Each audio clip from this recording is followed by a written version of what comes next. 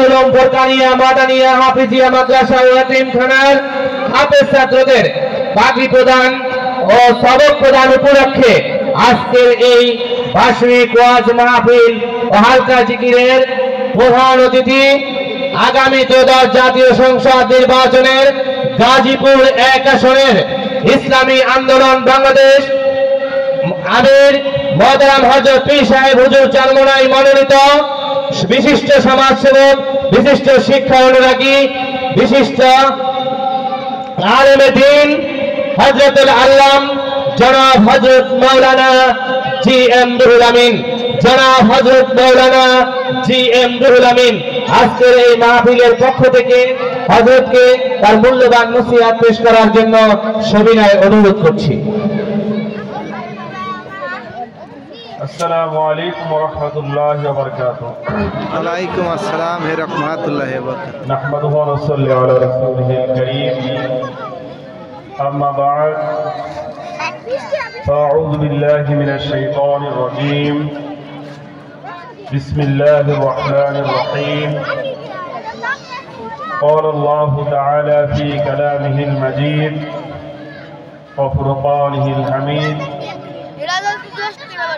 وما خلقت الجن والإنس إلا ليعبدون. বেগমপুর দারুল উলুম হাফিজিয়া মাদানিয়া বেগমপুর দারুল উলুম ফুরকানিয়া মাদানিয়া হাফিজিয়া মাদ্রাসা ও ইয়াতীমখানা কর্তৃক আয়োজিত অধ্যকারী হাফেজ ছাত্রদের পাগড়ি প্রদান ও সবক প্রদান উপলক্ষে বার্ষিক ওয়াজ মাহফিলের প্রধান মেহমান, মঞ্চে উপবিষ্ট আজকের এই মাহফিলের সম্মানিত সভাপতি, আমন্ত্রিত উলামায়ে কেরাম, দূর দূরান্ত থেকে আগত মাহফিলে শোনার জন্য দিন পিপাসু শ্রোতা ভাইরা, সবাইকে জানাই আমার পক্ষ থেকে আন্তরিক শুভেচ্ছা এবং মোবারকবাদ। আমরা যে মজলিসে বসে আছি, এই মজলিসটা আমাদের জন্য খুবই গুরুত্বপূর্ণ, ঠিক কিনা ভাইরা আমার? কারণ হলো কি, যে আজকে আমরা এই বেগমপুরের বা আশপাশ থেকে আমরা অনেক লোক আলহামদুলিল্লাহ এখানে দ্বীনের কিছু আলোচনা হবে, ইসলামের কিছু আলোচনা হবে, সেটা শোনার জন্যই কিন্তু আমরা এসেছি। মূল উদ্দেশ্য কি, যে আমরা এখান থেকে দ্বীনের আলোচনা শুনবো, সেই আলোচনা অনুপাতে আমরা আমাদের জীবন পরিচালনা করব, ঠিক কিনা ভাইরা আমার? নাকি এখানে অন্য কোনো উদ্দেশ্য আছে? অন্য কিন্তু উদ্দেশ্য নাই। এই একই সময়ে আমাদের অনেক ভাইয়েরা আছে যারা হয়তো কেউ গানের মধ্যে লিপ্ত, কেউ হয়তো মোবাইলের অন্য কোনো নাটক সিনেমা, টেলিভিশনের নাটক সিনেমা নিয়ে ব্যস্ত। কিন্তু আমরা যারাই উপস্থিত হয়েছি সবাই কিন্তু আমাদের দুনিয়ার সকল কাজ শেষ করে একমাত্র আল্লাহ তাআলার রাজি খুশির জন্যই দ্বীনের কিছু আলোচনা হবে, ইসলামের কিছু আলোচনা হবে, এইটা শ্রবণ করার জন্যই আমরা উপস্থিত হয়েছি, ঠিক কিনা ভাইরা আমার?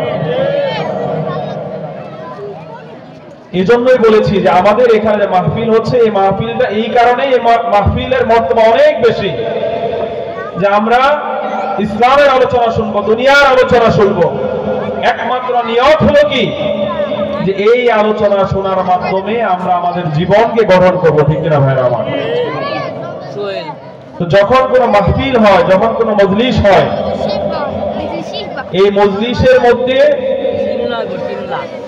রহমতের ফেরেশতারা কিন্তু এই যারা মজলিসের মধ্যে একত্রিত হয় তাদের জন্য দোয়া করতে থাকে, ঠিক না ভাই? এই জন্য আমরা যারা এসেছি সবার প্রথমেই আমাদের নিয়তকে পরিশুদ্ধ করতে হবে। ইন্নামাল আ'মালু বিন্নিয়াহ, সকল কাজ কিন্তু এই নিয়তের উপর নির্ভরশীল।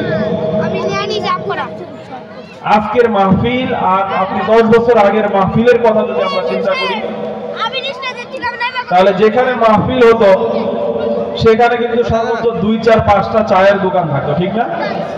কি থাকতো ভাই? চায়ের দোকান থাকতো। কিন্তু আজকে আমাদের গ্রামের মাহফিলগুলো দেখি, এলাকার মাহফিলগুলো দেখি, যে আমি গত কয়েকদিন আলহামদুলিল্লাহ আমাদের এই কালিয়াকুড়ে, এই মধ্যপাড়া, মৌচাক, ফুলবাড়িয়া, শফিপুর অনেকগুলো মাহফিলে গিয়েছি। সেই মাহফিলের চিত্র আসলে খুবই দুঃখজনক। মাহফিলের মধ্যে যদি আমাদের লোক থাকে 500, যদি থাকে 300, মাহফিলের যে দোকানগুলো থাকে বাহিরের, সেখানে কিন্তু এর চেয়ে আরো বেশি লোকের মজমা হয়, ঠিক না? এটা কিন্তু আমাদের জন্য একটি দুঃখজনক। আমরা যারা আসি, আমাদের মূল উদ্দেশ্যই হলো মাহফিলের মতো আমরা দিনই আলোচনা শুনবো। কিন্তু অনেক জায়গায় এখন হয়ে গেছে যে মাহফিলের চাইতে মাহফিলে লোক কম, কিন্তু ভিতরে যে বাহিরে যে মেলা বসে, বাহিরে যে দোকানপাট থাকে, সেখানে লোকজনের কি ছড়াছড়ি। এটা আসলে হওয়া উচিত না, এটা আসলে হওয়া কাম্য নয়। দোকানপাটে তো আপনি বাহিরে মার্কেট আছে, বাজার আছে, সবকিছুই কিন্তু আছে। তো মাহফিলটা যেহেতু দ্বীনের আলোচনা করার জন্য নির্ধারিত, অতএব এখানে আমরা যারা উপস্থিত হয়েছি, যদি আমাদের কারো যারা এখনো বাহিরে যারা আছেন, রাস্তার মধ্যে যারা আছেন, যারা এখন আমরা প্যান্ডেলের ভিতরে উপস্থিত হতে পারি নাই, যে এত সুন্দর এখানে প্যান্ডেল, কিন্তু আমরা এখানে যারা আছি দেখবেন এর চাইতে অর্ধেক লোক হয়তো বাহিরে রাস্তায় এখন কি করতেছে, ঘোরাফেরা কিন্তু করতেছে।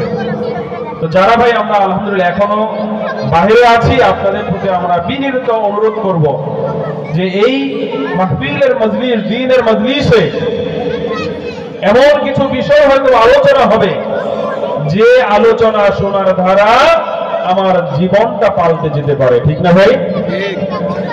এই জন্য আমরা আমাদের নিয়তকে পরিশুদ্ধ করব। যারা এসেছি, যে এই মাহফিলে একমাত্র আমার আসার উদ্দেশ্যই হলো এখানে দ্বীনের আলোচনা শুনবো, এবং সেই আলোচনা অনুপাতে আমাদের নিজেদের ব্যক্তিগত জীবনে আমরা আমল শুরু করব। আলহামদুলিল্লাহ ভাই, আমরা যারা উপস্থিত হয়েছি, আমাদের সবচেয়ে বড় পরিচয় আমরা কি মুসলমান। আমাদের সবচেয়ে বড় পরিচয় কি? মুসলমান। আজকে বাংলাদেশের মধ্যে আমরা প্রায় 92% মুসলমান। বিশ্বের মধ্যে 57টি মুসলিম রাষ্ট্র রয়েছে। এই 57টি মুসলিম রাষ্ট্রের মধ্যে 250 কোটি মুসলমান। কত কোটি ভাই? 250 কোটি কিন্তু মুসলমান।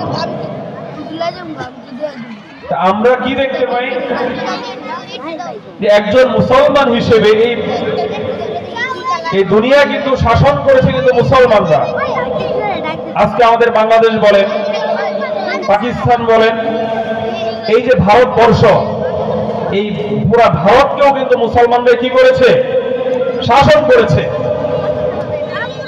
আজকে স্পেন একটি খ্রিস্টান রাষ্ট্র, অথচ সেই স্পেনকে কারা শাসন করেছে? মুসলমানরা কিন্তু শাসন করেছে। তো বিশ্বের বুকে দেখেন, এই 250 কোটি মুসলমান থাকার পরেও বিশ্বের যে চালিকা শক্তি, আজকে আমাদের সাগরের মধ্যে আমাদের বড় বড় জাহাজ চলে, বড় বড় শিপ চলে, যেটা দ্বারা আসলে এক দেশ থেকে আরেক দেশের মূল চালিকা শক্তিগুলো রপ্তানি করা হয় বা আমদানি করা হয়। আমরা দ্রুত সময়ে পৃথিবীর এক প্রান্ত থেকে আরেক প্রান্তে চলে যাই। এই সকল শক্তির উৎস কি ভাই? তেল, ঠিক না? ফুয়েলটাই হলো সকল শক্তির কি উৎস। আপনি জাহাজ চালাবেন, সেখানে আপনার তেল লাগবে। বিমান চালাবেন, সেখানে আপনার তেল লাগবে।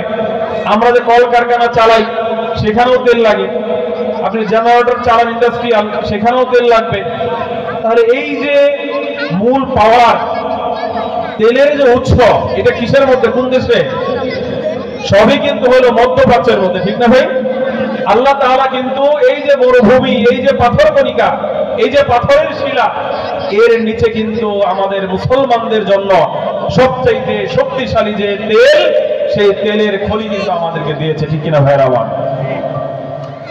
তাইলে মুসলমান জাতি হিসেবে আল্লাহ তাআলা কিন্তু আমাদেরকে অনেক কিছু দিয়েছেন, কিন্তু এরপরেও আজকে আমরা মুসলমানরা দেখি, আমরা নিজেরা ঐক্যবদ্ধ না থাকার কারণে আজকে মধ্যপ্রাচ্যে তারা নিজেদের ক্ষমতাকে শক্তিশালী করার জন্য আজকে পশ্চিমাদের আমরা পদলেহন করি, পশ্চিমাদের পদাঙ্ককে আমরা অনুসরণ করি। এটা আসলে একজন মুসলমানের, প্রকৃত মুসলমানের বৈশিষ্ট্য কি হতে পারে না। মুসলমানদের হাতে এত শক্তি থাকার পরেও আজকে ফিলিস্তিনের মধ্যে মুসলমানরা হত্যার শিকার হচ্ছে, আজকে কাশ্মীরের মধ্যে হত্যার শিকার হচ্ছে, আজকে আরাকানে মুসলমানরা হত্যার শিকার হচ্ছে, আজকে চেস্তিয়া বস্তিয়ার মধ্যে মুসলমানরা নির্যাতনের শিকার হচ্ছে। কিন্তু আমরা এই 57টা মুসলিম রাষ্ট্র থাকার পরেও, বিশ্বের বুকে 250 কোটি মুসলমান থাকার পরেও আমাদের হাতে সবচেয়ে বিশ্বের চালিকা শক্তি তেল সমৃদ্ধ হওয়ার পরেও আমাদের ইমানি দুর্বলতার কারণে আমরা কিন্তু আমাদের শক্তিকে প্রদর্শন করতে পারছি না। ঠিক কিনা ভাইরা আমার? এটা কেন হচ্ছে?